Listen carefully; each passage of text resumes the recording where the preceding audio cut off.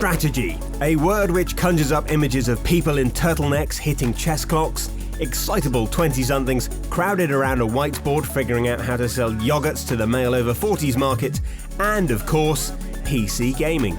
As you can plainly see from the title of this video, we'll be focusing on the latter here, but not because chess or dairy product marketing strategy are any less valid. We just happen to prefer strategy gaming because it lets us rewrite history, build enormous armies, and then zoom in to watch those armies make a huge mess of the surrounding area. Here are 10 of the absolute finest strategy experiences on PC, spanning several decades, multiple subgenres, and only banging on about how great Sid Meier is just the once. Fill your build queue with tanks, ready a list of games to get angry about us omitting, and we'll begin.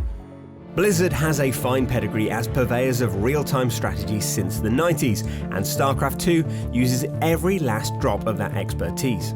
Somehow it manages to come across as genuinely cinematic, even though it's mostly a game about telling downtrodden workers to put things in a big depository. It's got a flair for flashy camera angles, hammy voice acting, and as always when it comes to Blizzard, showstopper cutscenes. Oh, and it's a massive esports game too, over half a decade after it was first released. Really, the whole 3 equally matched factions with different playstyles thing all started with the first Starcraft, so it's only fitting its sequel remains the king of that game type.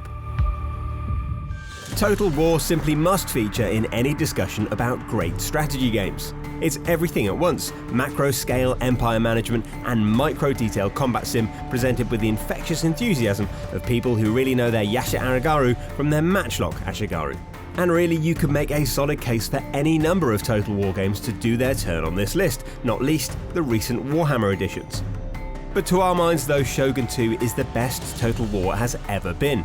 It takes the series back to feudal Japan where it all began, brings naval combat into the mix for the moments in your empire building where cavalry charges just won't do, and it doesn't require you to capture whirling pools of magic like certain recent editions.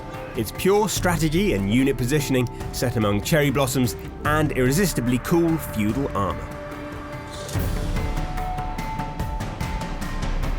Representing our first nod for turn-based strategy, Civilization VI does what Civ's always been great at, depicting all of human history in about 150 turns. One minute you're exploring the virgin wilds with a loincloth-wearing settler, the next you're setting artillery guns on Harold Hardrada in an attempt to unbalance his space mission. Number 6 irons out a lot of long-standing creases.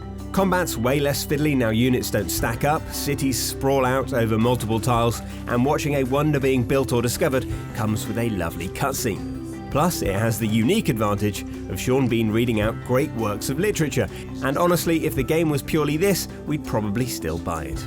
The eagle to all the birds, the lion to the assemblies of wild beasts, death in human form. Imagine a hot, sticky afternoon in the Microsoft offices sometime in the early noughties. Game designer Brian Reynolds steps into a room of listless execs and holds up his hands to frame the idea he's about to put forth. Age of Empires meets Civilization, he says. Instantly, the execs begin hugging each other, floods of happy tears pouring from their eyes, and start to sway in perfect unison, enraptured by this most brilliant of ideas. Well, that idea was Rise of Nations, and it made for a jolly fun real-time strategy game. Correction, makes for. It's still a giddy thrill to watch modern military units tear your enemy's woefully outdated warrior peasants to bits, because since 2003, no one else has really nailed an RTS that gallops through the ages in uninterrupted real time. Also adding to its longevity, it's really, really hard. Where do the AI get all those units from? Impossible. Ah, so you found your way into the hardcore historical strategy hideout. What's the password? That's right, it's tutorials are for wimps. Come on in. Europa Universalis IV takes place on a gorgeous map of late medieval Europe and plays a tiny bit like Risk if one game of Risk took 100 hours and had you fretting about which family members to marry off to other states for political favour. Or to put it another way, a bit like Total War, if you liquidized the real-time battles and remolded them as extra menu complexity.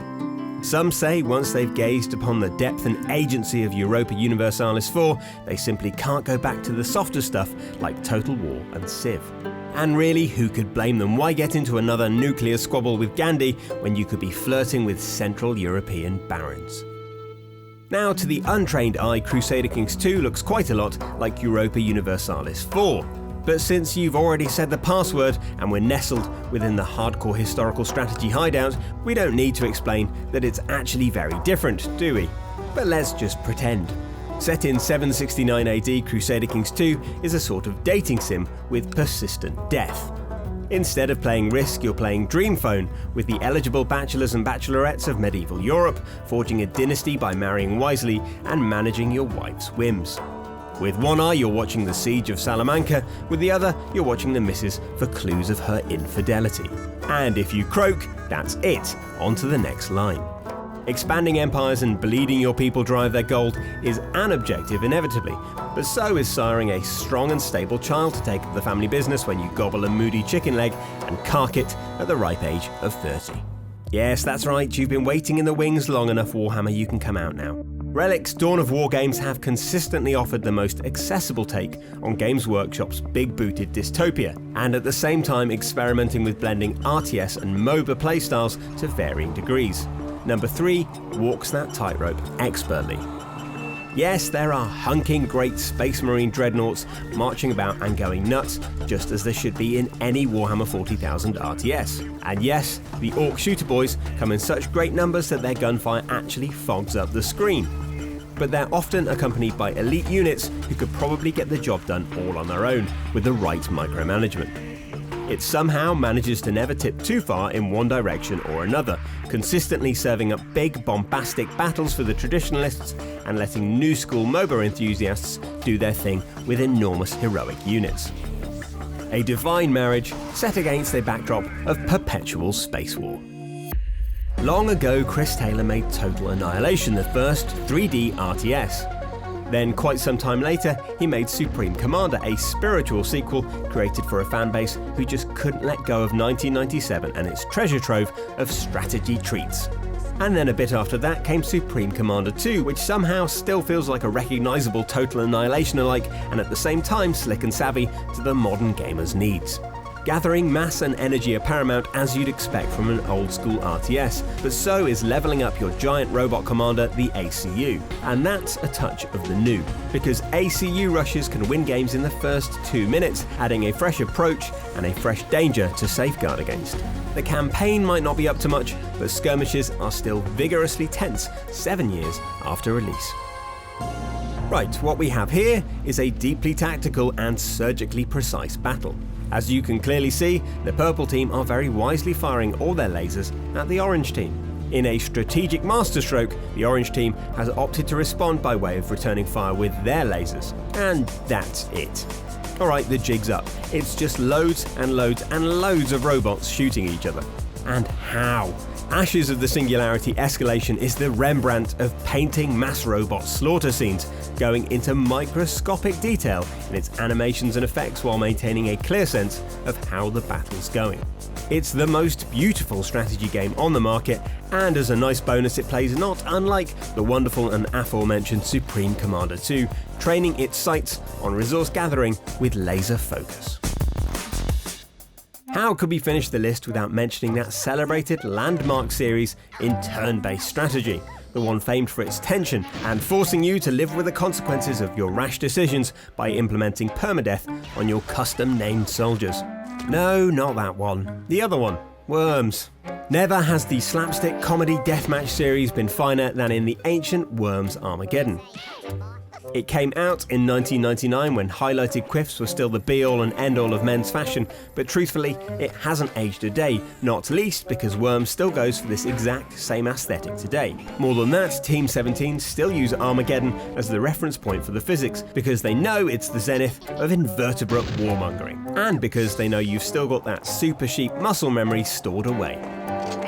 Oh yeah, still got it, baby. Okay, the lines are now closed and you're free to paste those negligent omissions you spotted in the comments below. Otherwise, you could just give us a thumbs up and subscribe to the channel for more like this. And if you're sick of playing Red Alert with your mates after 2 decades, share this video around and then dream up some new variations on the tank rush for your next session. Thanks for watching.